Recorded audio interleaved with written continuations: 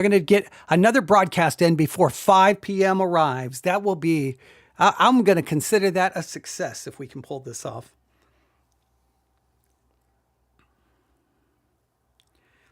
We're waiting for YouTube, ladies and gentlemen.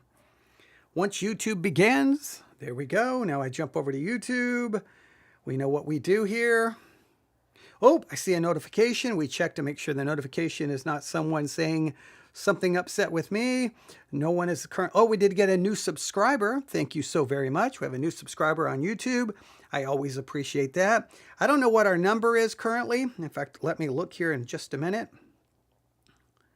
I will tell you.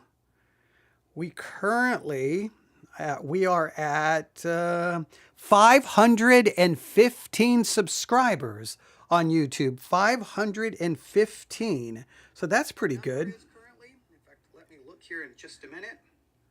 I'm going to turn off the live chat. All right. Yeah, that's pretty good. We're at 515. Maybe, do you think we can get to 600? I don't know. Can we get to 600 by the end of this year? I don't know. It would be good to know. But do I put forth a lot of effort to try to get to 600 subscribers on YouTube? I could probably get people to go hit subscribe. It doesn't mean they would be using YouTube. So then does the subscriber number mean anything if 80% of your audience is not actually using YouTube? See, so building that number can be misleading. So then it would be like, what am I trying to accomplish? Am I just trying to accomplish a number? Oh, we're the only ones broadcasting. Okay, good. Does the subscriber number mean anything? Okay, that's good. All right. All right, we're going to begin here in just a second. If you're tuning in, I greatly appreciate it. It means a lot to me because, you know, one, you got someone listening to you. So that always feels better than just talking to yourself, right? It always feels better to have someone listening to you versus talking to yourself. Sometimes talking to yourself can be beneficial, but all right. We'll give it a couple of seconds here. Hopefully we can get something accomplished. Give it just a couple of more minutes. It's been 3 minutes. I try to give it around 5 minutes at least. Sometimes I get started quicker. I am gonna make sure I'm nice and comfortable here in the studio on this Tuesday afternoon. I hope you're doing fine. I hope you're doing great. I hope you're doing well. I hope you're having a great year, a great week, a great day, a great month, a great everything, okay? If you're not, well, life can go that way. And well, we won't get into that discussion. All right.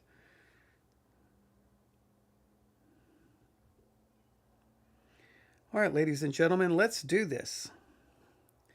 All right, we go live in 5, 4, 3, 2, and 1. Looking at our world from a theological perspective. This is the Theology Central Podcast, making theology central. Good afternoon, everyone. It is Tuesday, January the 20th, 2026. It is currently 4:21 p.m. Central Time, and I'm coming to you live from the Theology Central studio located right here in Abilene, Texas. And I have kind of a positive feeling. Typically, I can be more discouraged, frustrated, I kind of more cynical. I tend to kind of be more negative sometimes in my feelings and emotions, but I feel at least some sense of positivity, right? I thought we needed to do a little work in our systematic theology series. We have done that, right? Now I'm turning on the microphone to get back to our series on the subject of hell. And so if I can get another episode done in this series, and that's 2 series that I have moved forward in, I've produced content for, so that's a positive thing. I know I could focus on all the things I haven't done, and I could focus on all the things I need to do, but instead of doing that, I'm going to focus on what I have accomplished today. So we've gotten 1 episode in. I think I did pretty good with 1 Peter 3. I think I did It wasn't a perfect episode. I mean, I stumbled over some words in my introduction, and then I had to start coughing at one point. And I mean, things like that, but that's what happens when you're live. So, but it's done. We'll see. I don't know if it's going to generate a lot of discussion, but I think it's worth people's time to consider the work we did on 1 Peter chapter 3 in regards to the flood and baptism and all the things that we discussed. And we still need to do some more work, obviously, in that series. And because, the systematic theology series is never going to end. And I don't know if this series is ever going to end, because we can talk about the subject of hell, annihilationism, conditional mortality. We could probably talk about it forever. But we're going to try to at least advance this and at least accomplish a couple of things. So here's kind of what my plan is and kind of my vision for this series moving forward. All right. So this is what we're going to try to do. First, where have we been? Well, it all started because of Kirk Cameron. He does a podcast episode clearly putting forth the doctrine of annihilationism. It sparks widespread controversy. Everybody's yelling and upset. I kind of stay out of it. Someone on YouTube's like, hey, you should cover this. I take them up on it. As someone else had also asked, I think maybe I had 2 or 3 people had asked, but it was the comment on YouTube which was the final straw, right? And so I'm like, okay, I will review it. So I reviewed the entire episode. And I had some problems with the way they presented their doctrine. I had some issues. I was kind of frustrated. Then I saw that Kirk Cameron, he produced another episode where he kind of responded to all the controversy. I thought his response wasn't really very good. He didn't actually do much exegetical work. So I'm like, all right, we're going to take this apart. So we've been working on it. And one of the things I want to accomplish, and that's kind of where we are right now, is I'm like, okay, let's do this. Let's go through the Bible and look at every major verse, every verse that seems to discuss or talk about judgment after death, eternal life and judgment after death. Let's talk about all the major ones. And that we ended up first and foremost in Daniel chapter 12, verse 2. Now we did some other work before we got to Daniel, but right now this is kind of where we are in this series. We're working through all of the verses, every single one. And we're going to look at each one in an in-depth way. We're going to do something that Kirk Cameron didn't do, right? We're going to actually take time and exegetically take these verses apart. So we've spent multiple episodes on Daniel chapter 12, verse 2. And why did we spend multiple episodes on Daniel chapter 12, verse 2? Because it is the first and it is the last clear statement in the Old Testament about resurrection and judgment after death. And almost everyone agrees on that, whether they believe in annihilationism or don't believe in annihilationism. Everyone seems to agree with that. And when you look at Daniel chapter 12, verse 2, I don't know how you say, well, annihilationism. The first major passage that speaks about this subject is not teaching annihilationism. You've got to be kidding yourself, right? So if the first major verse is not teaching annihilationism, well, we're going to have to stumble upon some things that are extremely clear to take away what that first verse clearly seemed to be leading us towards. But we looked at Daniel chapter 12, verse 2, and we did see that it appeared very late in a moment of national collapse when Israel had lost land, king, and sovereignty. So it made some sense that, hey, everything in this world is falling apart. It doesn't appear God is keeping his covenant promises. Everything's a mess. But there is a time coming where some will be raised to basically eternal life and others to everlasting contempt. And so we understood why it appeared where it appeared. And now, if you wanted to be to me, an annihilationist could argue, why did it take all the way till Daniel for this subject to be made clear? The people in Genesis and Exodus and Leviticus and Numbers and Deuteronomy and Joshua and Judges and Ruth and Chronicles and Kings, why weren't any of those people warned? And you know what? That is a good question. But so many times when I hear annihilationists talk, they don't work through this in a logical way because so much of it is guided by emotion. But that is a good argument. But ultimately, theologically, doesn't matter when God mentions it. What matters is God did mention it. And what did he say when he mentioned it? And what he said in Daniel 12, chapter 12, verse 2 seems to definitely lead to everlasting life and everlasting contempt, meaning both are everlasting and both then would be conscious. And so you kind of end up with some type of eternal conscious punishment of some sort. All right. So I thought we did pretty good. Now, all right, if we're going chronologically, after Daniel, we come to the next clear statement about resurrection and judgment. If we're going chronologically, if we're going in some kind of order, and that's what I'm trying to do, right? Because I think it's important sometimes. Where is the first place the Bible mentions a subject? I'm not saying that settles all argument and all debate, but I think we have to think, wait a minute, that's the first place? That's pretty significant, right? So then if you take to an annihilationist view, well, then you have to at least acknowledge the very first verse that seems to talk about judgment after death does not teach annihilationism. And so you're going to have to then use other things to argue against it. And that's, I think, hermeneutically somewhat problematic. I'm not saying it can't work, but it's not. But if the first one does it, well, then the second one clearly has to lead us to annihilationism, right? I mean, we need to keep it 50-50. Well, let's see where we go. After Daniel, we come to the next clear statement. It does not come from Paul, does not come from the book of Revelation. It comes from Jesus Christ himself. Now, this would be important, all right? Just think about this logically. Who would know better than anyone about what happens after we die than the eternal Son of God? I mean, really, who's going to know more about the subject? Someone on YouTube, someone on a podcast, someone on sermon audio, someone standing behind a pulpit, someone sitting in a seminary classroom? Who's going to know more? I think what Jesus Christ has to say about the subject should be of the utmost importance because he's the eternal Son of God. If we're going to talk about the authority of authority, in the beginning was the Word was with God, the Word was God, right? And he created everything, right? I mean, come on. He was the Word that became flesh.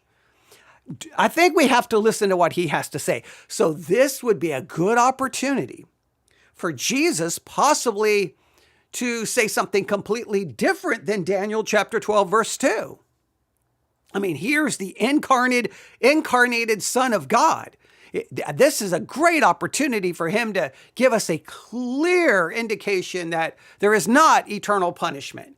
This would be a good opportunity for him to settle the debate. What is he going to do? Well, we find out in John chapter 5. Because Jesus says something kind of absolutely staggering, all right? He says, and we're going to talk about this in depth, depending on your translation. I'm going to read it from a number of translations. John chapter 5, verse 28. Marvel not at this, for the hour is coming in the which all that are in the graves shall hear his voice. Shall hear his voice. I want you to write down the word his, and I want you to tell me who is the his. They're going to hear his voice. Let me read it from another translation. John chapter 5. This is very, very, very important because if Jesus is doing what some think he's doing, this is absolutely staggering. John chapter 5, all right, verse 28. Don't be so surprised.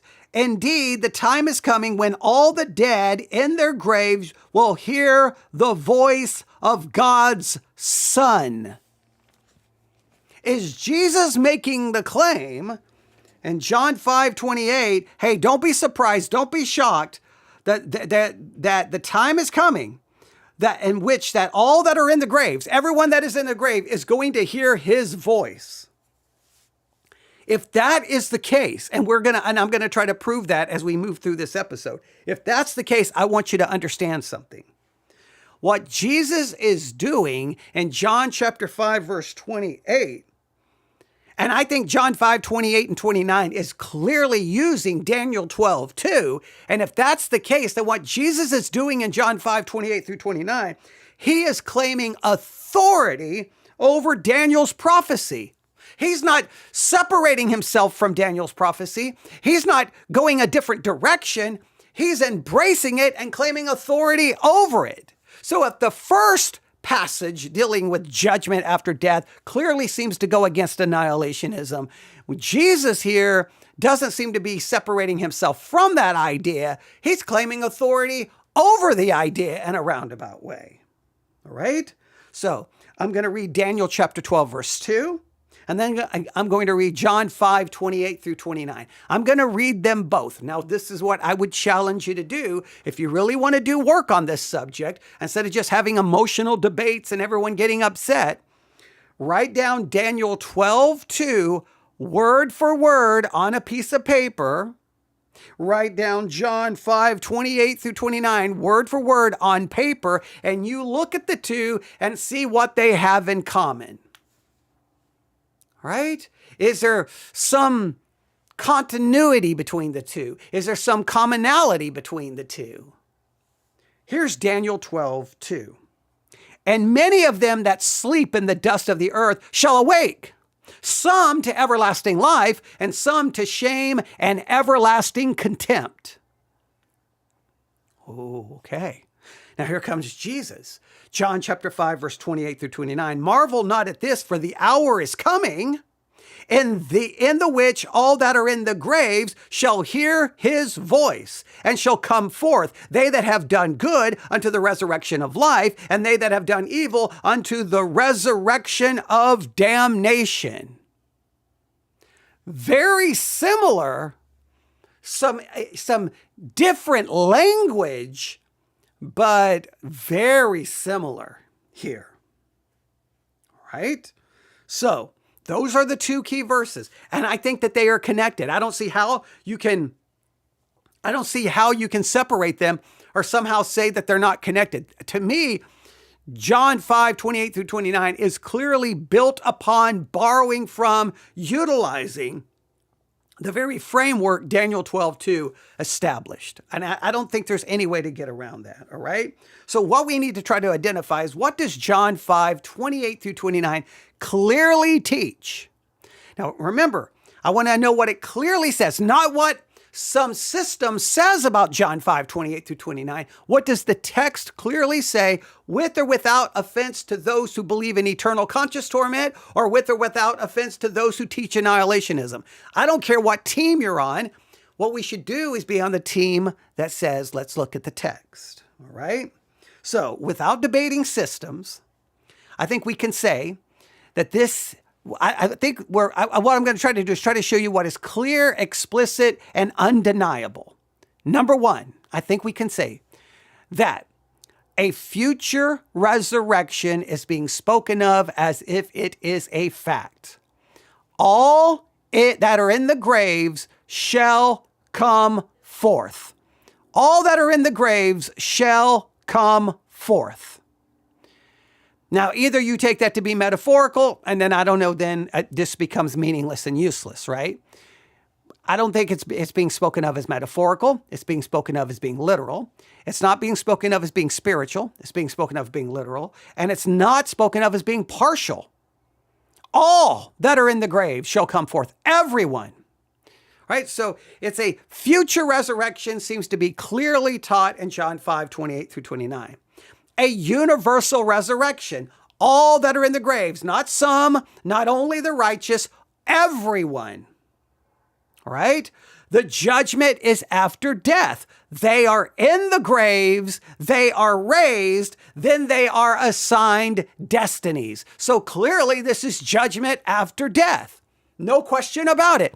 Everyone, right? It is clear. It seems to be taken literal. It's not partial. And clearly, this is a universal resurrection, and there's no way to get around that. There seems to be two groups and two outcomes: resurrection of life and resurrection of damnation.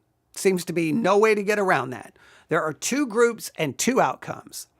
This is judgment after death. Of course, it's in the graves, they're raised, they're assigned destinies, all right? So there's a future resurrection. It's a universal resurrection. There are two groups, two outcomes, and this is judgment after death. If you want to put those in some kind of order, that's probably the best way to put so. And look, this is explicit and undeniable. John 5:28 through 29 teaches a future resurrection, a universal resurrection, that there's going to be two groups with two outcomes, and that it's going to occur after death. Those seems to be non-debatable. No one can argue about that. All right? Now, is Jesus using Daniel 12:2? Well, put them side by side. Daniel, sleep in the dust. Jesus, in the graves. I mean, come on, right? Shall awake. That's in Daniel. And John, shall hear his voice and come forth. Jesus just offers a little bit of clarity, offers a little different way of saying it. It's saying the exact same thing. Daniel, some to everlasting life. Jesus, resurrection of life. Daniel, some to shame and everlasting contempt. Jesus, resurrection of damnation.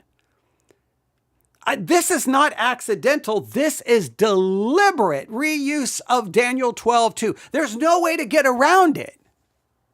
Daniel 12:2 lays the foundation, and Jesus just builds upon that foundation. You could think this is Jesus just basically restating Daniel 12:2 in his own words, and that means he's doing so in an authoritative way because he's the eternal Son of God. Now, what does Jesus add?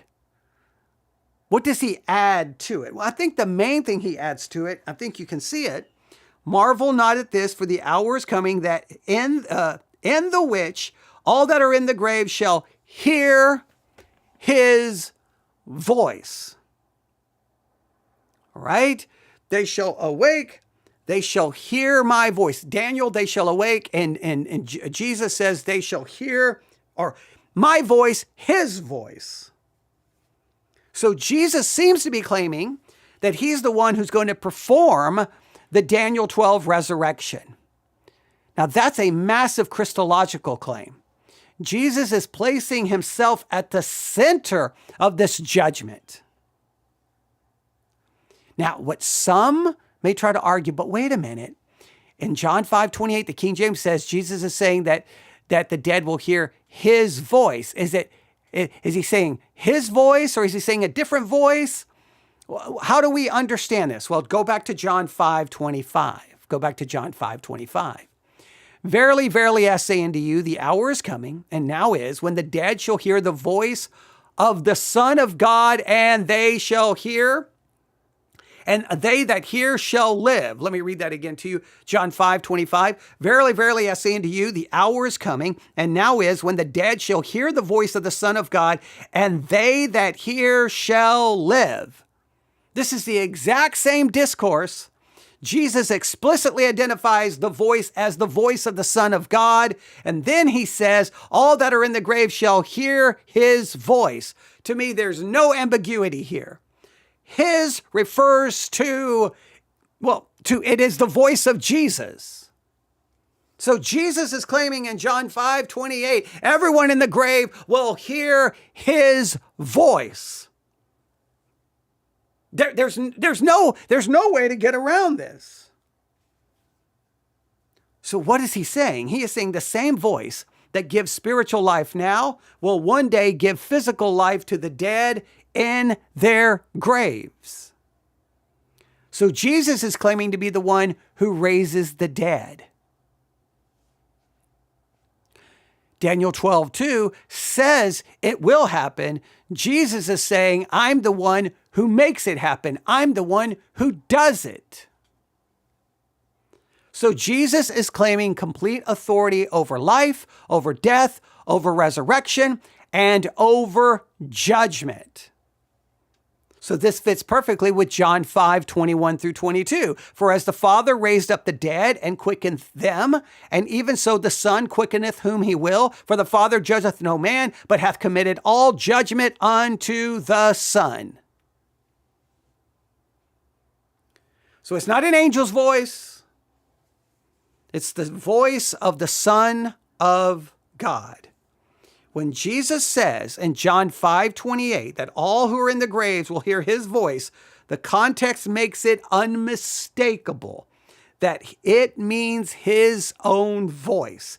He is claiming to be the one who performs the resurrection Daniel talked about. We are on solid textual ground to say that. We're not stretching anything. We're not debating anything because it's clear. There's no way to get around it. That's what Jesus, he takes Daniel 12:2 and he adds, the only thing he adds to it basically is, hey, everyone's going to hear my voice. Everyone in the grave. And they're going to be resurrected. So then this is very important. That would make Daniel 12:2 a very important interpretive key in understanding John 5:28 through 29. Daniel 12:2 becomes very critical, right? Daniel 12:2 is the only prior clear framework textually speaking. If you look in the Bible, you have no clear framework about judgment after death and eternal life or eternal contempt. You don't have any of that without Daniel 12:2. So John 5 is assuming that framework. It's standing on that framework. So Jesus is using its structure. He's not redefining it. He's simply owning it. Now, that's the eternal Son of God. And he's like, hey, no, this Daniel 12 thing, just ignore that. No, he's utilizing the structure.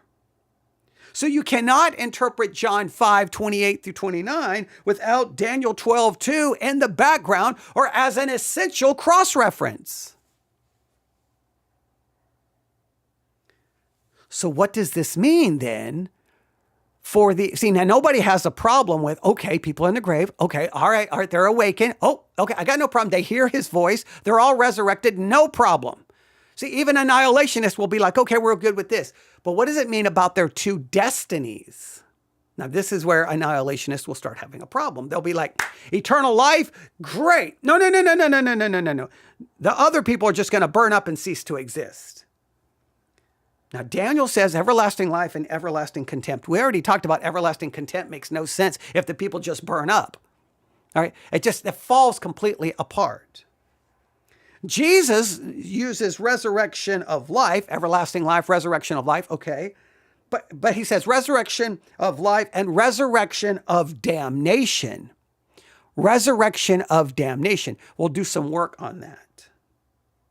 Now, if Daniel's language implies conscious experience life, then the parallel would strongly suggest conscious experienced judgment. There's no way to get around that. If it says, hey, you're going to have everlasting life, well, then the everlasting contempt, what's everlasting life? Is it everlasting unconscious nothingness? No, it's everlasting conscious experience, right? Well, then everlasting contempt would be everlasting conscious contempt. There's no way to get around that. The parallel makes no sense. Oh, these get everlasting life and these other people just cease to exist. Well, then you're going to have to clarify that. You've got to play some weird games if you're going to start doing that. All right. So the parallel clearly suggests conscious experience judgment. And at the very least, Jesus is not moving away from Daniel's framework. He is strengthening it. He's in a sense putting himself right in the center of it. He's not going, whoa, that Daniel 12 thing could lead to some confusion. I'm the eternal Son of God. Hey guys, let me fix this for you. No. He does not do that at all. So then I think what we really have to do is in John 5, marvel not at this, for the hour is coming that in the which that all that are in the grave shall hear his voice and shall come forth, they that have done good unto the resurrection of life. No one has a problem with that. And they that have done evil unto the resurrection of damnation. The resurrection of damnation. All right. Now, this is what we're going to have to work on. What does this phrase mean? All right? What does the phrase actually say? Well, the structure is simple and it's clearly parallel, right? Resurrection of life, resurrection of damnation. I mean, clearly it's a parallel. Both are a resurrection into a state of being. One is resurrection of life. That's conscious life. Resurrection of damnation is being resurrected into a state of damnation. Now, please note, the text does not say a resurrection into immediate disappearance. No. It doesn't say resurrection into non-existence. No. It doesn't say resurrection into nothingness, but it's resurrection to something. It's resurrection to damnation. It's resurrection of damnation. Now, that word damnation, the Greek word behind damnation here means judgment, condemnation, judicial sentence. Now, if we want the actual Greek word, I think I can look it up here. I think I have the Blue Letter Bible app here on this iPad. Let me look here. Yes, I have it right here. Let me go here, go to John chapter 5, New Testament. I can pull up the interlinear for you in just a second.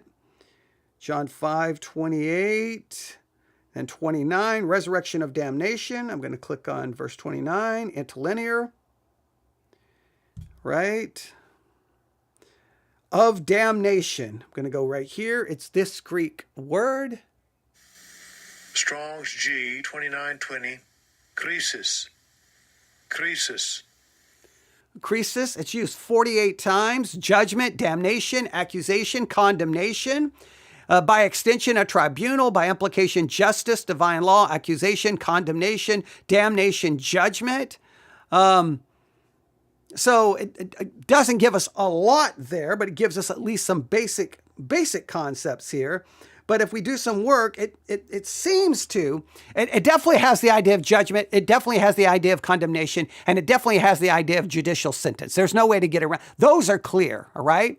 So then a resurrection of damnation would mean, I think if we take it pretty literal, a resurrection to judgment, a resurrection to condemnation. Not a resurrection of ceasing to exist, but a resurrection to judgment, a resurrection to condemnation. Now, again, you can say, well, annihilation is condemnation. I guess you're not going to know you're condemned because you just don't exist anymore. So I think what it seems to clearly teach is at a minimum, we'll go with the minimum, the wicked are raised from the dead. All that are in the grave shall come forth. They that have done evil. They are raised for a judicial purpose. Not raised to be immediately erased, not raised just to be told something, but they are raised to enter into condemnation, to enter into judgment. They are raised to go into condemnation, to go into their judgment. Now, I know annihilationists are going to be like, well, they're just going to cease to exist. Look, Daniel 12:2 clearly does not indicate that, and Jesus is borrowing from that. See, the resurrection is not the punishment, it's the entrance into it. See, think of it this, again, it's parallel. Resurrection of life, you enter into life. Resurrection of damnation, you enter into condemnation. Parallelism is the key. Resurrection of life, it's resurrection into a lived experience state. Then resurrection of damnation must be a resurrection into a lived experience state of judgment. And the grammar, I don't think you can get around the grammar. It's pushing that. It's using parallelism. I mean, the parallelism should be clear to anyone. You know why the parallelism isn't clear? Because you don't like the idea of someone being resurrected into eternal condemnation. You want them to be resurrected to go into eternal nothingness. You want them to be resurrected to just be snuffed out of existence because that makes you feel better, but we don't handle the text by what makes us feel better. The parallelism here is clear. The resurrection of life into life, you're entering into a conscious, eternal experience. And the resurrection of damnation is you're entering into an eternal, conscious judgment of condemnation and damnation. So you can't read John 5:28 through 29 and think that it sounds like they're raised, they're judged, and then they just immediately cease to exist. That's not coming from the text. If you try to read it that way, that would not be a resurrection of damnation. That would be a resurrection unto annihilationism, or to annihilation. Think of it this way. The text says it's a resurrection of damnation. The way annihilationists read it, it's reading it as if it's a resurrection unto annihilation, and that's not what the text says. And it fits perfectly with Daniel 12 too. Some to everlasting life, some to shame and everlasting contempt. It's the same structure. You have resurrection, you have two groups, you have two enduring states. Jesus is restating the category that was found, the categories found in Daniel chapter 12, verse 2. So resurrection of damnation means a resurrection whose outcome is condemnation. It is a state of judgment. Just as resurrection of life means resurrection whose outcome is life. The wicked are raised. They're not raised to non-existence. They're raised into judgment. Now, I am not going to argue that this proves once and for all eternal conscious torment. I'm not going to say that. What I'm going to say is this clearly, without any debate, leads you away from annihilationism. If it doesn't get to eternal conscious torment, it definitely is not leading you to annihilationism. It's going the opposite direction of annihilationism. So when you read John 5:28 through 29 in light of Daniel 12:2, the natural reading is that Jesus is continuing that same everlasting language framework.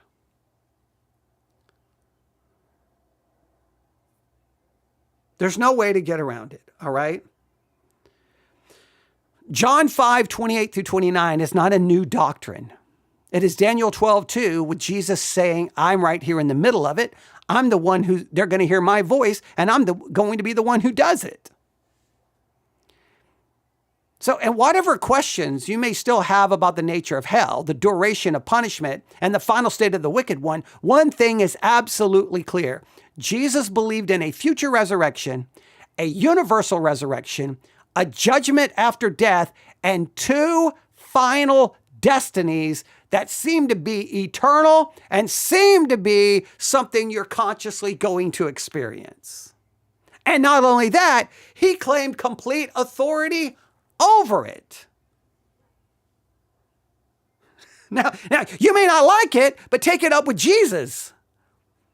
Because Jesus could have fixed the problem right here in John 5:28 through 29. He could have said, you have heard of old that there is going to be a resurrection, and some people are going to everlasting life, and some people go into everlasting contempt. Let me assure you that the righteous will go into everlasting life, but those really bad people are just going to go into nothingness and annihilationist. And just be annihilated. You think he could have made that abundantly clear?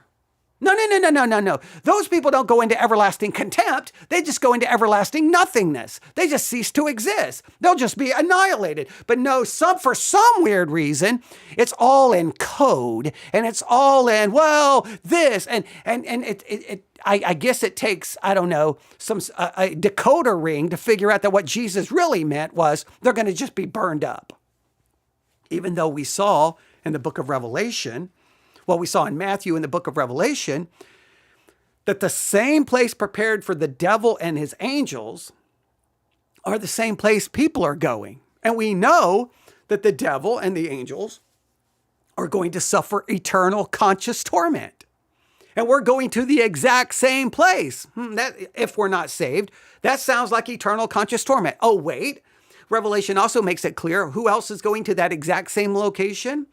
The beast and the false prophet. And we can be very assured that the false prophet is a person. And I think if you look in the book of Revelation, the beast is a political leader. The false prophet is a religious leader, and they're people. So that would mean there's at least two people going into the same fire the devil and the fallen angels are going into. And we know all four of them are going to suffer eternal conscious torment. And we're going to the exact same place.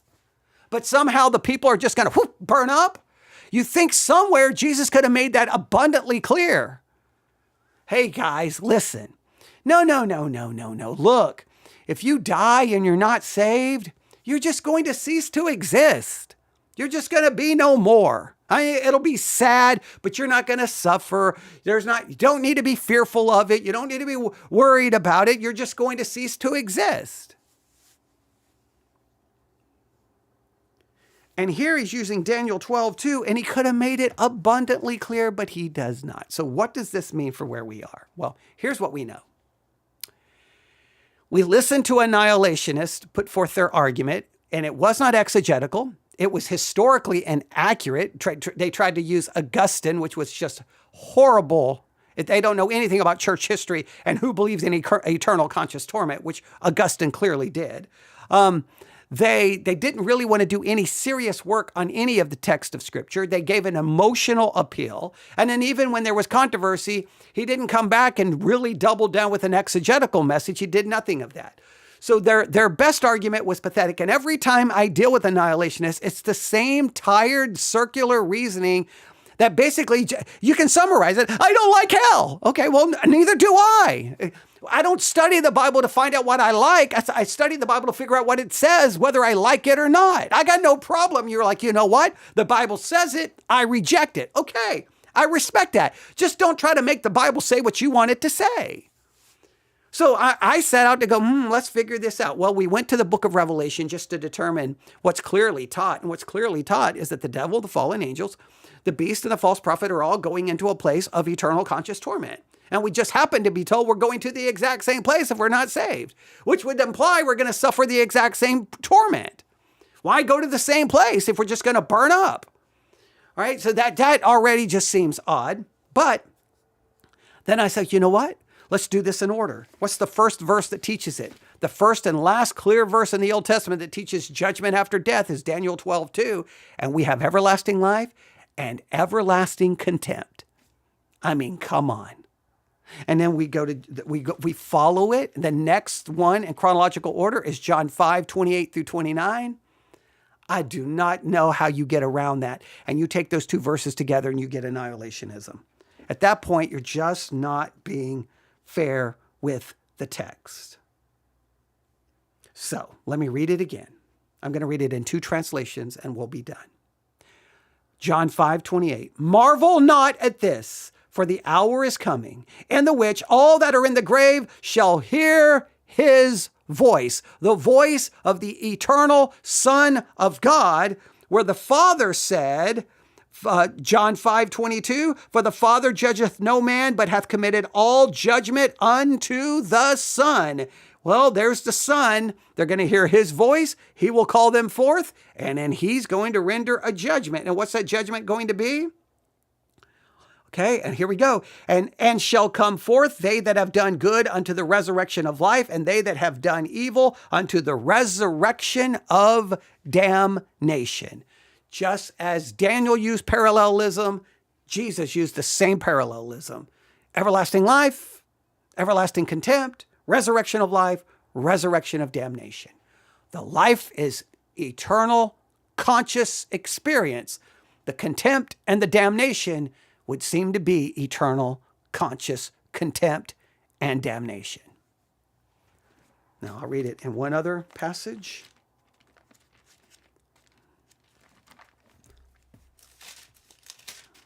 So that we can hear it even a different way. Here we go. John chapter 5, verse 28. Don't be surprised. Indeed, the time is coming when all the dead in their grave will hear the voice of God's Son, and they will rise again.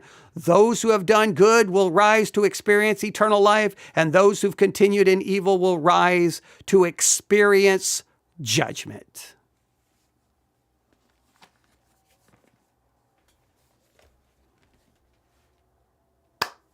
Now, have we proven eternal conscious torment? I'm not going to say we have. Have we proven annihilationism to be completely wrong? I'm not going to say that. I'm just saying we are systematically building a case. And if annihilationism doesn't hurry up and show up, well, then annihilationism is looking like a very weak option textually, theologically, logically, biblically. Unless you start playing some weird games with the text and running to other passages that, well, see, look right here. No. Look at the passages that are abundantly clear. Why go to passages that may or may not even be talking about the subject when these are verses that are clearly outlining exactly how it's going to occur? I mean, it's so weird when annihilationists have to run to some text and say, well, see, and in many cases, it's a text just offering a rhetorical question about who you should fear, and they'll try to use that. No, how about the verses that literally teach us what's going to happen after death? I mean, in no unclear terms, this is what's going to happen. Those that are in the grave or in the dust are going to be awoken, they're going to awake, they're going to rise, and there's two groups and two destinies. But no, we're going to go. But over here, the Hebrew word, and a verse that has nothing to do with what we're talking about. It's such a game. And I've had these arguments with Jehovah's Witnesses, annihilationists, and it just, at some point, I'm like, do you want to actually go through the text? Go through the text. I'm sorry. I mean, when your first two references in chronological order seems to destroy your doctrine, you know what that means? Once we run to a passage that seems to teach annihilationism, then we're going to be left with a choice.